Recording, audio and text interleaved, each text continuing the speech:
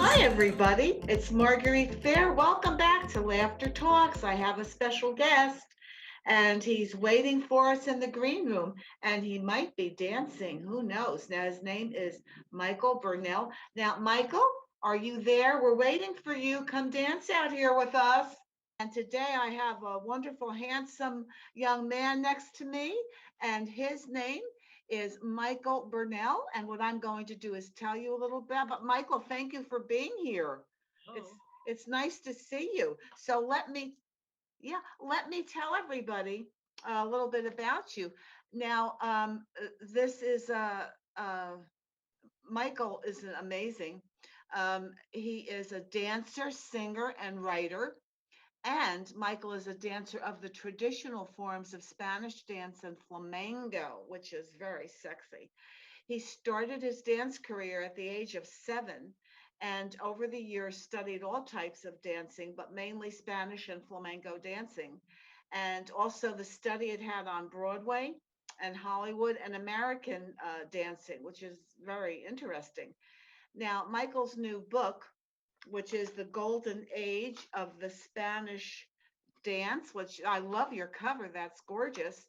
And that's why we're here today. We're going to talk about that. And I did have some photos for the opening of the show that went by. So tell us a little bit about what's going on with you and your book and how things came to be. love to, love to. I have to say that this is a project that I've been working on in my mind for at least since the early 80s. And it was in 2010 that I actually started to finally write and put down all the information I had accumulated throughout the years. When I first went to study in Spain in the early 80s, it was at that time that uh, I actually started to take notes and collect photographs and purchase books on Spanish dance. And I really got involved into the history of Spanish dance. But when I started to write the book, I said, well, there aren't that many Spanish dancers who are going to say, oh, yes, I have to read this book. So basically, I try to give it a little bit of a twist. And so what I did is I incorporated the history of dance in America, and I incorporated the Spanish dance, and I tried to express the influence that Spanish dance had on American dance. We had many American dancers who became Spanish dancers. Mhm. And I mean American, born and raised here, blonde hair, and they would dye their hair black to become dancers. And they were performing on Broadway. They were touring the United States. And it was a very, very popular art form in the 20s and the 30s at the turn of, the last century. And I've always been very excited about dance, all types of dance. So when I started to write this book, I thought it was a story that needed to be told.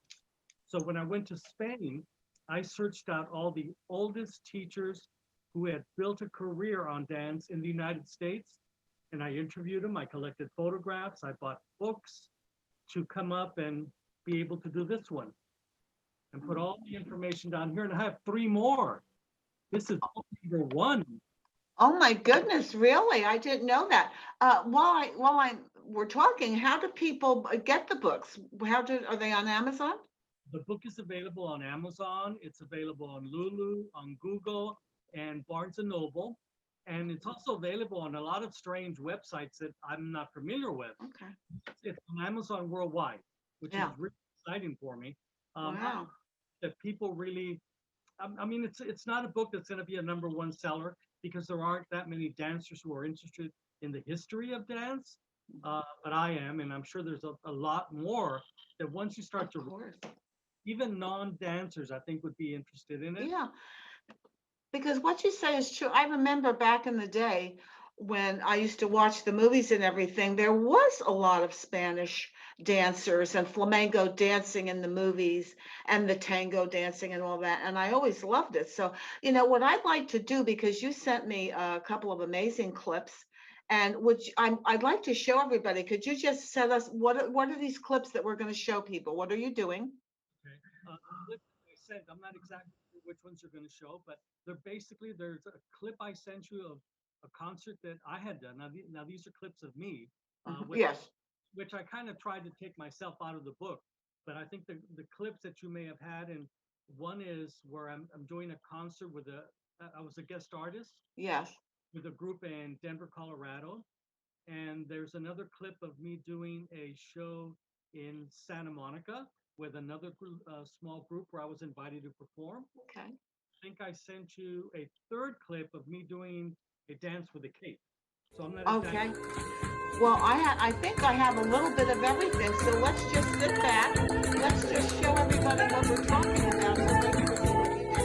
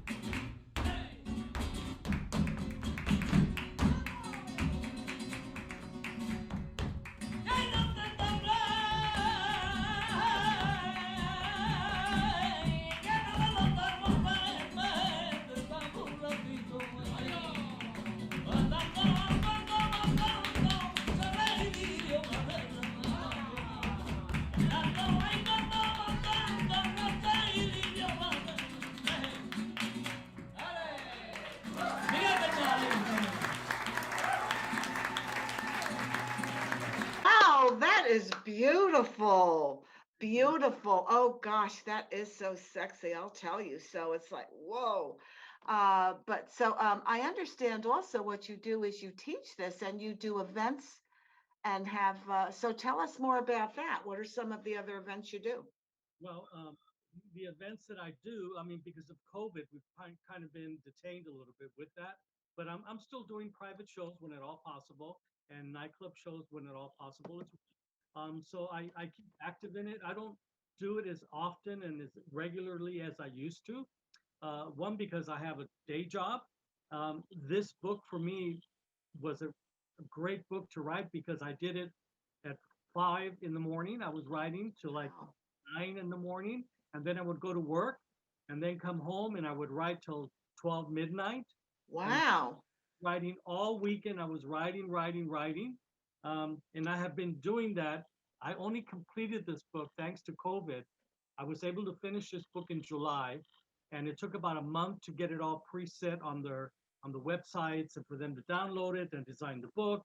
Um, so it came out in September, June, July, but beginning of September. Hmm. Uh, it's a book that I've been able to.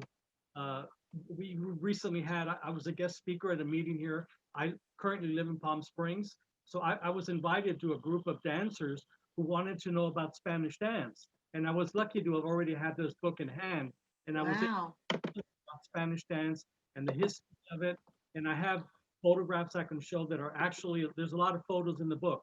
I have Yes. photographs, and it's a very educational book. Well, yeah, and it's the pictures, I love the pictures. Thank you for sending me those. And I have some that even as we're speaking, I'm putting them up in front of us so people can see some of these beautiful photographs. Now, what is if people want to contact you, or can they do that through your website? Yes, they can. Okay, and would you tell us the name? I'm also going to have it going, but what is the name of your website? flamenco.bernal.com. So flamenco, it's FLAMENCO, Miguel Bernal, BERNAL.com. Okay.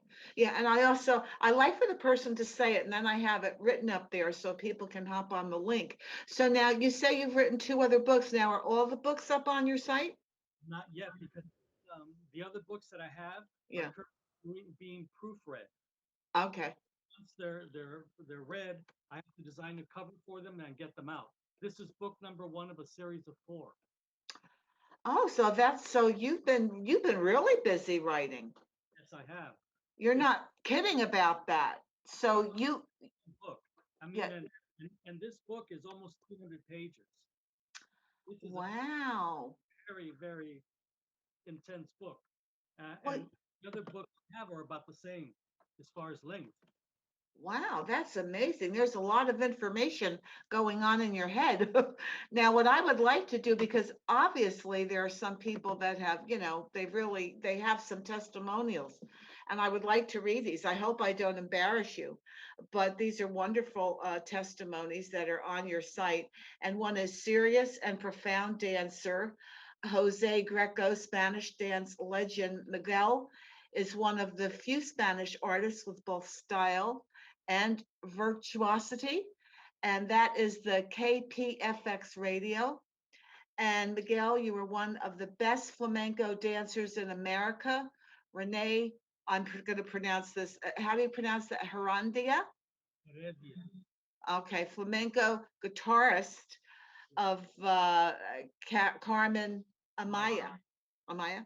Yeah, Yes. you always have to check me on my when I how I'm pronouncing things. And the other one is who could not be entertained by the passionate dancing of Miguel Bernal, LA Weekly. And as we can see from the clips, I mean, that's what is so beautiful about this dancing. It does involve so much passion. And you can see how much you love it. And it's not just something you do, you just become the dance. Yes, exactly.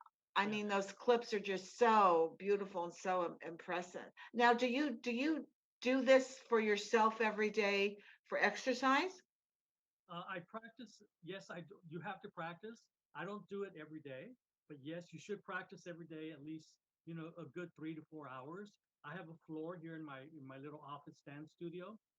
So I have a dance floor where I practice. I should have brought my castanets on with me, and I could have done some castanets with you. Oh, wow. But, so yes, you need to practice every day. Yeah. Yeah, I would imagine because that's how you get good at things. You keep doing it. It's maybe down the road you could actually think of a workout video because that would be amazing to have an exercise workout video with some moves for us seniors. You know, we like to do different things, and that would be. I think I would look quite lovely doing these dances. Yeah, Yeah. So is there any advice that you would have for anyone that would want to get into dancing or what steps should they take? How do they start if they want to learn this? first of all, it's very important. Something how I learned, you have to learn the basics, and I think ballet is very important to take. Wow, really? Yes, it's very important to take ballet classes because Spanish dance is more than just flamenco. We have a separate school called the Escuela Bolera, which is the ballet part of Spanish dancing. And so you need classical ballet in order to be able to substantiate the flamenco. You need to know how to stand and you need to know how to coordinate the body. I think many dancers today they avoid the preliminary classes of ballet, and so therefore the flamenco today has changed a lot. They don't have the upper body that we used to do back when I studied. There's no upper body. It's more concentrated on footwork, and it's become very mad. When you see flamenco dancers, they're mad and they have all these Yeah. making, and that's a part of the dance. But there's also a nice part to the dance. You can smile. There's a lot of unification between you and the audience. There's nothing wrong with incorporating poetry. I like to do poetry into my dancing and Oh. castanets that you play. There's cape work. There's hats that you can use. And a lot of that, all the props that used to be a part of when you watch like Hollywood Canteen, there's two dancers that come on. They're called Rosario and Antonio, and they have the hats, they have the costumes, and today all that is gone. They're wearing a regular shirt and a pair of jeans and Uh, trying to reinvent it, and you can't. I You agree. have to have some of the traditional basis of the dance in order to Sounds like people want to take shortcuts. And I know what you're saying about the posture in particular. That was always what I was drawn to in the flamenco dancing because everything was moving, but yet it kind of creates an a type of mystery when you're standing so straight, but yet you feel that passion going through the body. It's very, very, it's seductive is what it is. I mean, it really is.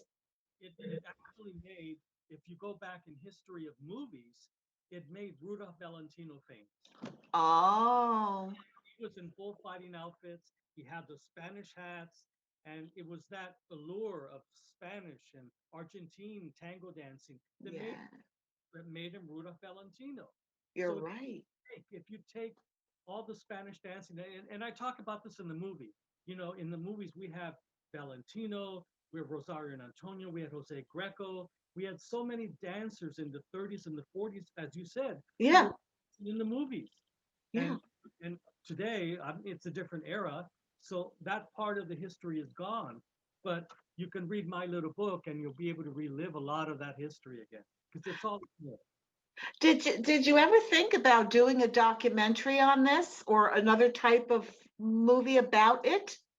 the the series of these four books, once they're complete, I think would make a wonderful documentary. It, Yes. it really would make a great documentary because I have a really large archive of photographs that would work beautifully into documenting this on film. You really, Michael, you must consider doing that because we want to keep this. This shouldn't become a lost tradition or a lost art. So I hope that you will. Beautiful. So she did that in her See, that's what's missing now. That is so missing. So, you could even, do the documentary, do another story about it. I mean, because the costuming, the way I can envision the way that can be shot. I mean, with the costumes and the colors, and if you have a DP that really knows how to capture all these great shots, you could really do so much with this. So you've got to take it and go all the way with it.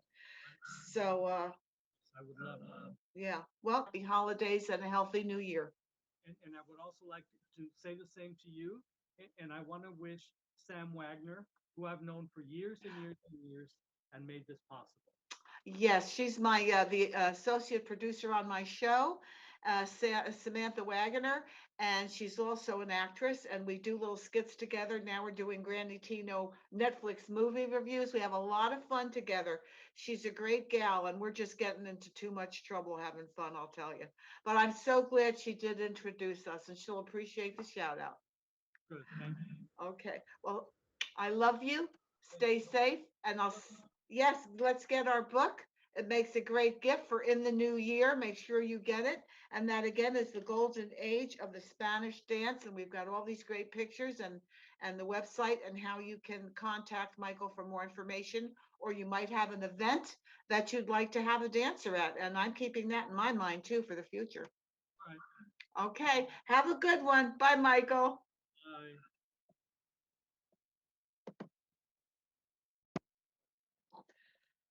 Well, I am so impressed. It was a delight to meet Michael. Thank you so much. And I just want to remind everyone, please protect your immune system in this season. Stay healthy. And remember, there's only one immune system per customer, so take care of that. And remember to subscribe because we love to have you become a premier viewer for our YouTube channel. So go to Laughter Talks or just on this video when you're watching it, you'll see a little red subscription button. Just press that, click on, and all of our premiere shows will come right into your mailbox. You'll become a YouTube VIP automatically. It doesn't cost a thing. Okay, everybody, have a great day. See you next time.